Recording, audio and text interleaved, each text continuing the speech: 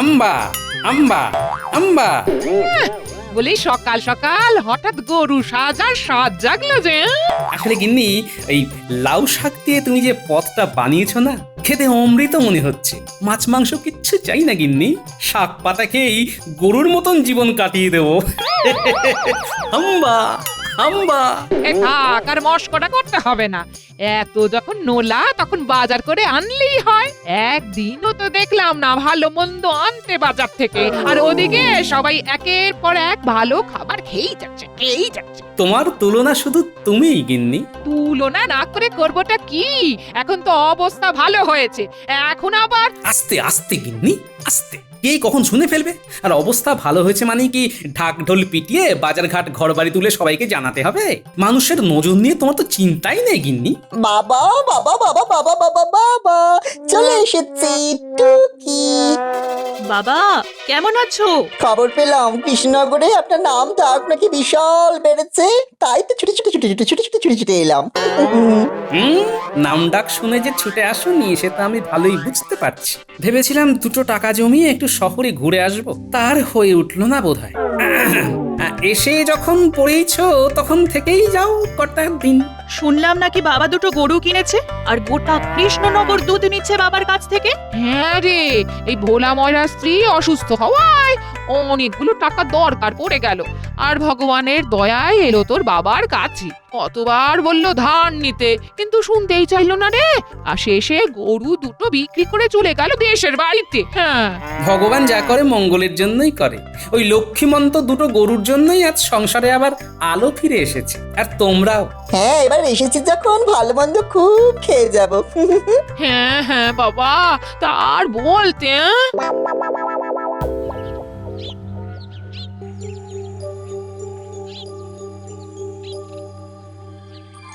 আর বলবেন না মন্ত্রী মশাই, সকালে দেখলাম নধরকান্তি চেহারার এক খাসি নিয়ে গেল বাড়িতে। মেয়ে জামাইকেও ডেকে নিয়েছে যখন, তখন অবস্থা খুব ভালোই বলতে হবে। ভালো যে সে কি আর বলে দিতে হবে রে, সে তো আমি নিজের চোখেই দেখতে পাচ্ছি। বাড়িতে বাড়িতে গোপাল দুধ পৌঁছে দিচ্ছে। না না না না না না না, কিছু একটা ভাবতেই হবে আমাদের, তা নইলে মহারাজের সামনে তো আর মুখ দেখাতে পারবো না। কি করবেন মন্ত্রী মশাই?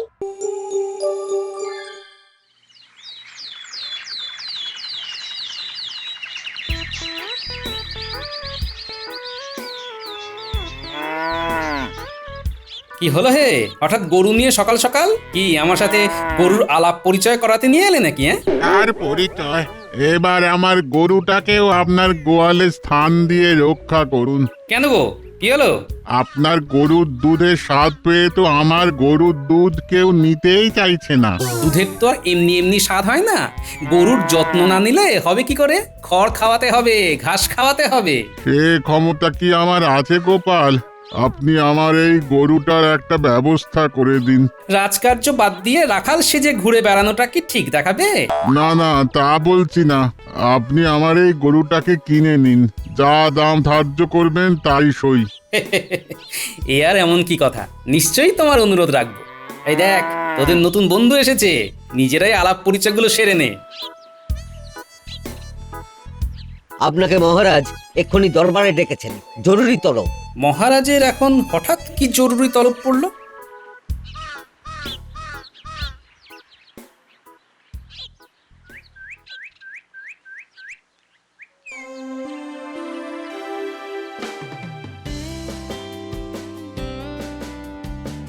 মহারাজ, কিসের এত আয়োজন?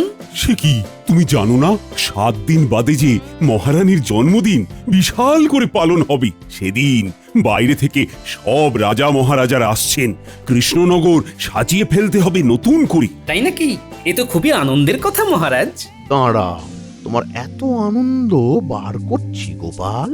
মুর্শিদাবাদ থেকে রাঁধুনি আসছে রাজপদ রন্ধনের জন্য।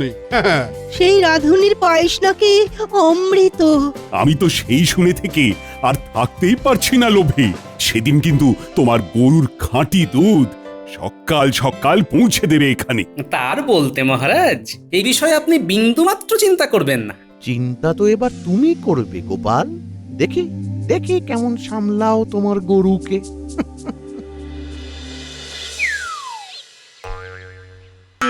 কি কি ধুতি খুলে যাবে যে? ধুতি আর আটকে কি করবে সেনাপতি? এবার তো মান সম্মান খুলে যাওয়ার জোগাড় হয়েছে। কেন, কি হলো? কেন, গোপালের অবস্থা দেখনি? সারা কৃষ্ণনগর ওর কাছ থেকে দুধ নিচ্ছে, সবাই বসে থাকছে গোপালের আশায়। তার মধ্যে রানীমার জন্মদিনে এত দুধ যদি আসে, তাহলে তার অর্থটা বুঝতে পারছো? হ্যাঁ, ওর সম্পত্তি কোথায় চলে যাবে? আমাদের তো আর মান সম্মান থাকবে না এই রাজ্যে। তা তো বটেই, তা তো বটেই। তা কি করা যায়? আজ রাতে চলে এসো আমার বাড়িতে গোপনে।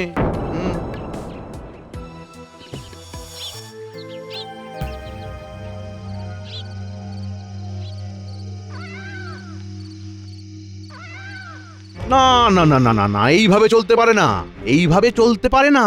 রাজ দরবারের সমস্ত দুধ যদি গোপালের গরুর থেকে আসে, তাহলে ওর আর্থিক উন্নতির কথা ভাবতে পারছো একবার? সেই কথা ভেবে ভেবেই তো আমার ঘুম হচ্ছে না মন্ত্রী মশাই। এইভাবে চলতে থাকলে তো গোপালের ওই দুমহলা বাড়ি বানানো শুধু সময়ের অপেক্ষা।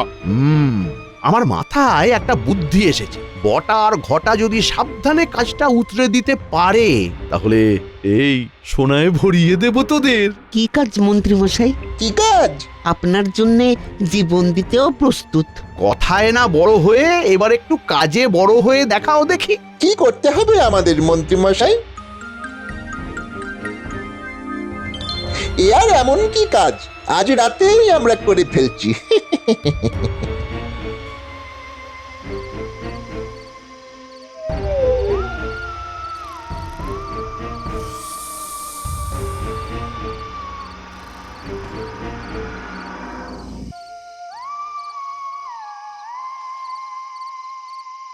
উফ, কি চেহারা রে!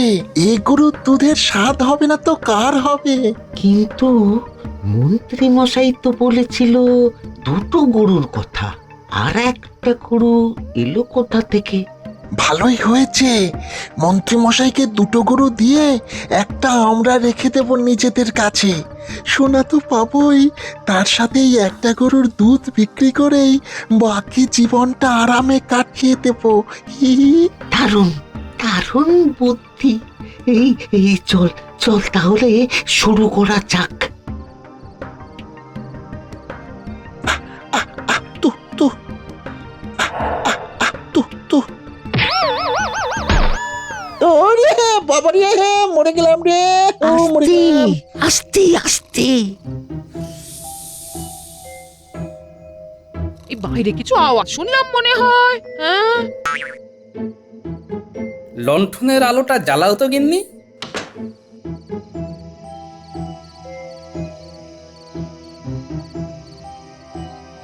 না, এই গরু তো সব ঠিক আছে, তাহলে কি ভুল শুনলাম? ভুল কিছুই শুনিনি গিন্নি। ওই দেখো, দরজা খোলা, নিশ্চয়ই চোর এসেছিল। ঠিক আছে, সকালেই দেখা যাবে সব।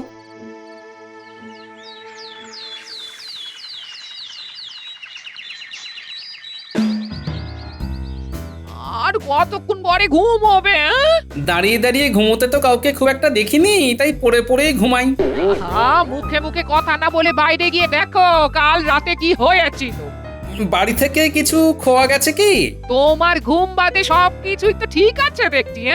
তাহলে তো আর দুঃখ করে লাভ নেই গিন্নি। যাও, সকালের জল খাবার দাও।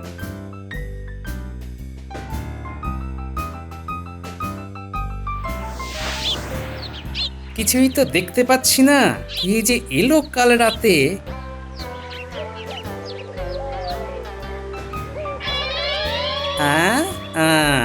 এ যে দেখছি বটার পাগড়ি। আচ্ছা, মন্ত্রীমশাই তাহলে ইতিমধ্যেই আমার পেছনে লেগে গেছে। দেখি কার ঘাড়ে কত দম।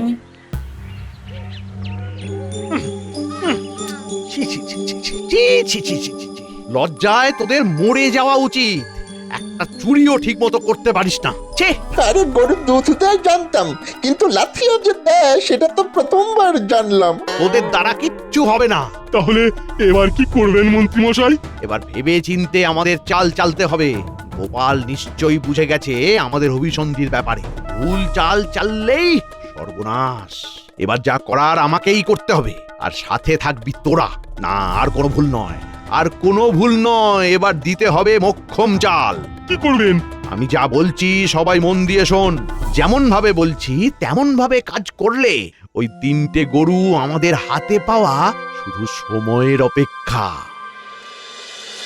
তাহলে কি তুমি এই চুরির দায় বটার উপরে দিতে চাও? হ্যাঁ মহারাজ, এরকম পাগড়ি আমাদের কৃষ্ণনগরে আর কেউ তো পড়ে না। কিন্তু শুধু পাগড়ির জন্য একটা মানুষকে দোষ দেওয়া কি ঠিক হচ্ছে মহারাজ? আগে দেখে নিলে হতো না যে গোপালের বাড়িতে কিছু চুরি গেছে কিনা? হ্যাঁ তা তো বটেই, তা তো বটেই। কি হে গোপাল, কিছু চুরি গেছে নাকি তোমার বাড়িতে? না, এখনো তো যায়নি, কিন্তু বাড়িতে একবার যখন চোর এসেছে তখন যেতে কতক্ষণ? এ আবার কি কথা? কিছু চুরি যায়নি আর তুমি বটাকে চোর বলে দোষী সাব্যস্ত করতে চাইছো? এইবার পড়েছে গোপাল গেঁড়া কলি। মহারাজ, সেই জন্যই তো বাংলায় প্রবাদ আছে, তাই না? চোর পালালে বুদ্ধি বাড়ে। আমি বুদ্ধিটা একটু আগে ভাগে খাটাতে চাইছি আর কি। মহারাজ, শুধু গোপালের কথা শুনলেই তো চলবে না, বটা ঘটার কথাটাও একবার শোনা হোক। হ্যাঁ হ্যাঁ, ডাকো ওদের। ও, নতুন পাগড়ি পরে আসা হয়েছে। হ্যাঁ? বটা ঘটা, তোমাদের বিরুদ্ধে গোপাল অভিযোগ এনেছে। গতকাল রাত্রে তোমরা নাকি গোপালের বাড়িতে চুরি করতে গিয়েছিলে, এমনকি বটার পাগড়িও পাওয়া গেছে গোপালের উঠোনে। এ কথার সত্যতা প্রমাণ হলে তোমাদের কিন্তু জেল হবে। সে না হয় হবে মহারাজ, কিন্তু তার আগে আমাদের অভিযোগটা শুনে নিন। তোমাদের আবার কার বিরুদ্ধে অভিযোগ? গোপালের বিরুদ্ধে। আমার বিরুদ্ধে কি অভিযোগ? তোদের চুরি করতে দিইনি? বটা ঘটা, বলো তোমাদের কি অভিযোগ আছে গোপালের বিরুদ্ধে? মহারাজ, গোপাল 2টো গরুকে কেনার জন্য আমাদের কাছ থেকে 5 মোহর ধার করেছিল। গরুর দুধ বিক্রি করে ওর আর্থিক উন্নতি যথেষ্ট হয়েছে, শুধু আমাদের ধার শোধ করবার মতো সময় ওর হয়নি। ধার বেড়ে বেড়ে সুদ মিলিয়ে টাকাটা 9 মোহরে দাঁড়িয়েছে, এখনো শোধ করার নামই নেই। গরিব মানুষকে এভাবে ঠকালে আমরা বাঁচবো কি করে আপনার রাজত্বে? আপনি আমাদের ন্যায় না দিলে আমরা বাঁচবো কি করে? কি গোপাল, তুমি ওদের কাছে ধার করেছিলে নাকি? মহারাজ, আমি প্রথমবার জানলাম যে বটা ঘটার কাছ থেকে আমি টাকা ধার করেছি। সম্পূর্ণ মিথ্যা অভিযোগ মহারাজ। মিথ্যে বললেই হবে? আমাদের কাছে সাক্ষী আছে। সাক্ষী? সাক্ষী আবার কি? নিশ্চয়ই মন্ত্রী মশাই। না মহারাজ, এই বিষয়ে আমি কিছুই জানি না, কিন্তু গোপাল যে লোক ঠকিয়ে বেড়ায় এই বিষয়ে কিন্তু আমি নিশ্চিত। কে কে তোমাদের সাক্ষী? আগে আপনার সেনাপতি। আচ্ছা, দল তাহলে ভালোই ভারী হয়েছে। সেনাপতি? সেনাপতি, বটা ঘটার কাছ থেকে গোপাল যে ধার নিয়েছে তা তুমি দেখেছো? হ্যাঁ মহারাজ, আমি নিজে রেখেছি। বটা ঘটার কাছ থেকে গোপাল 5 মোহর ধার নিয়ে 2টো গরু কিনেছিল। হ্যাঁ, 2টো গরু। ছি ছি ছি ছি গোপাল, গরিবের টাকা শোধ না করার জন্য উল্টে আবার ওদের চোর অপবাদ দিচ্ছ। ছি! হ্যাঁ, তাহলে তো প্রমাণ হয়েই গেল গোপালের কাছে বটা ঘটা 9 মোহর পায়। মহারাজ, আপনার বিচার কি ঠিক হচ্ছে? কেন কেন কেন, ভুল কিসে হলো? কাল যদি আমি 2জন সাক্ষী ধরে নিয়ে এসে বলি কৃষ্ণনগরের রাজা আমি, তাহলে কি সবাই সে কথা মেনে নেবে মহারাজ? না, কারণ তার কোনো সত্যতা নেই। ঠিক তেমনি এদের কথার কোনো সত্যতা নেই মহারাজ।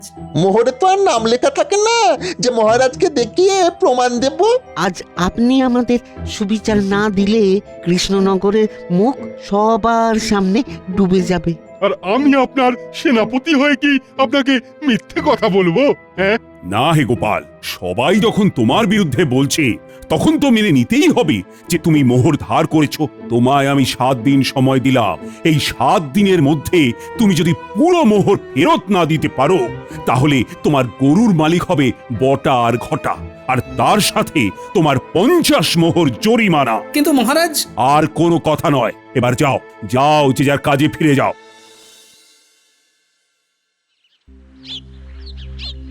এবার কি করবে? সেটাই তো বুঝতে পারছি না গিন্নি। বলছি গরুগুলো বিক্রি করে দেবে? গরুগুলো বিক্রি করে দিলেও তো 50 মোহর আয় হবে না। তাহলে তাহলে আর কি, বিষেই করতে হবে বিষক্ষয়। ওই বটা ঘটা গরু পেলে তো দুধের দাম চড়িয়ে যাবে 1000 গুণ। তা আমরা সাক্ষী দিতে পারি না? তোমাদের কথা মানবে কেন মহারাজ? আর সবাই জানে তোমরা আমার কাছের লোক। তাহলে কি সাক্ষী দেওয়ার মতন কেউ নেই গোপাল? মন্ত্রী সেনাপতি ওদের দলে, মহারাজ ওদের বাদ দিয়ে কি কারো কথা শুনবেন? কিছু একটা উপায় তো থাকবে। উপায় একটাই, বড় কোনো সাক্ষী জোগাড় করতে হবে। কে কে সাক্ষী কে? এই দুর্দিনে তুমি হাসছো, হ্যাঁ?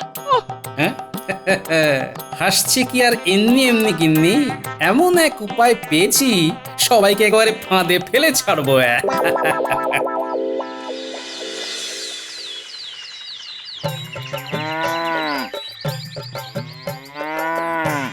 আজ তোমার দুধ পাঠানোর কথা ছিল না? সকাল সকাল এই মুর্শিদাবাদ থেকে তো রাধুনি চলে এসেছে, আমন্ত্রিতরাও আসতে শুরু করেছে, আর এক্ষুনি দুধ না পাঠালে রাজা তোমার গর্দান নেবে। রাজার আদেশ কি অমান্য করতে পারি?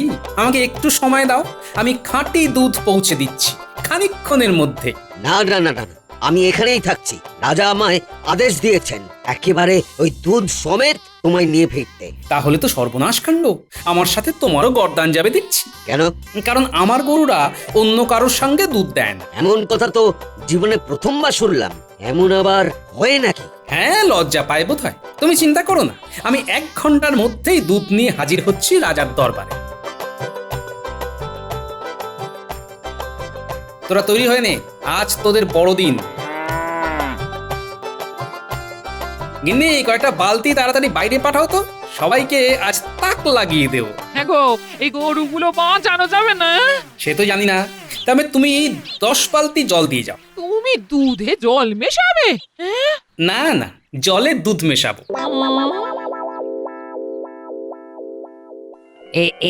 এই দুধ তো খাঁটি নয়। এই দুধে কোনোভাবেই আমার পায়েস বানানো সম্ভব নয়। এক্ষুনি রাজাকে জানাও। আমি আগেই বলেছিলাম গোপাল 1 নম্বরের অসৎ ঠগ মানুষ। আমি আজ চাকরি থেকে বরখাস্ত করব গোপালকে। আজ কৃষ্ণনগর থেকে বার করে দেব গোপালকে। আমায় ঠকানো দেখাচ্ছি মজা গোপালকে। যেখানেই থাকুক এক্ষুনি ধরে আনা চাই, এক্ষুনি।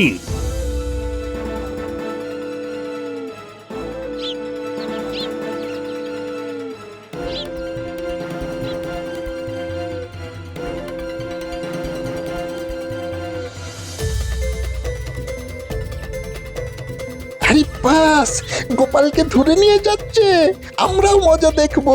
চল চল ঘটা, চল চল। ওহে প্রহরী, মহারাজ আমায় নিয়ে যেতে বলেছে। তোমরা এত জোরে হাঁটলে আমি তো পেছনে পড়ে যাব, তারপর আমার সাথে কিন্তু তোমাদেরও গর্দান যাবে। কি আপনার ভয় লাগছে না? মহারাজ কি ভূত নাকি যে ভয় লাগবে? ধীরে ধীরে চলো, ধীরে ধীরে। তাড়াতাড়ি হাঁটলে আমার আবার খিদে পেয়ে যায়। গোপাল, তোমার এত বড় সাহস! রানীর জন্মদিনে এত বড় বড় মানুষ আমন্ত্রিত, আর তুমি দুধে জল মিশিয়ে আমাকে অপমান করতে চাইছো? না না না না, আজই তোমার শেষ দিন। আজ তোমার গর্দান নিয়ে কৃষ্ণনগরবাসীকে দেখিয়ে দেব মহারাজ কৃষ্ণচন্দ্রের দাপট। জয় মহারাজের জয়। গোপাল, তোমায় আমি এত বিশ্বাস করেছিলাম, আর আমার বিশ্বাসের এই প্রতিদান দিলে তুমি। এই মুহূর্তে আমার চোখের সামনে থেকে বেরিয়ে যাও, আর যেন কোনোদিন তোমায় রাজ দরবারে না দেখি। বেরিয়ে তো যাব মহারাজ, কিন্তু তার আগে জানতে চাই আমার দোষটা কি? তুমি জানো না? না না। রানীর জন্মদিনের দিনে দুধে জল মিশিয়ে তুমি বলছো কিছু জানো না? বাবা, কই আমি তো কিছু করিনি। তাহলে তোমার গরুর দুধে জল মেশালো কে? নিশ্চয়ই গরুই হবে। ওরা যে দুধ দিয়েছে আমি তো সেই দুধই মহারাজকে পাঠিয়েছি। কি আবল তাবল বকছো? গরু কি আর জল মিশিয়ে দুধ দিতে পারে? দিয়েছে নিশ্চয়ই, আর আমার সাক্ষীও আছে। কে? আরো 2টো গরু। মানে? এই বাইরে থেকে আনো তো আমার 3 জন সাক্ষীকে। মহারাজ, আপনি ওদের মুখ থেকে এই দুধ তোরা দিয়েছিস কিনা? ওই দেখুন, বলছে হ্যাঁ। এই মহারাজের সঙ্গে মশকরা হচ্ছে। গরু কি কথা বলতে পারে? মোহরেও যেমন যে ধার দিয়েছে তার নাম লেখা থাকে না, দুধেও তেমন লেখা থাকে না কে দুধ দিয়েছে। কাজেই সেদিন বটা ঘটার কথা বিশ্বাস করলে আজ আমাকেও বিশ্বাস করতে হবে।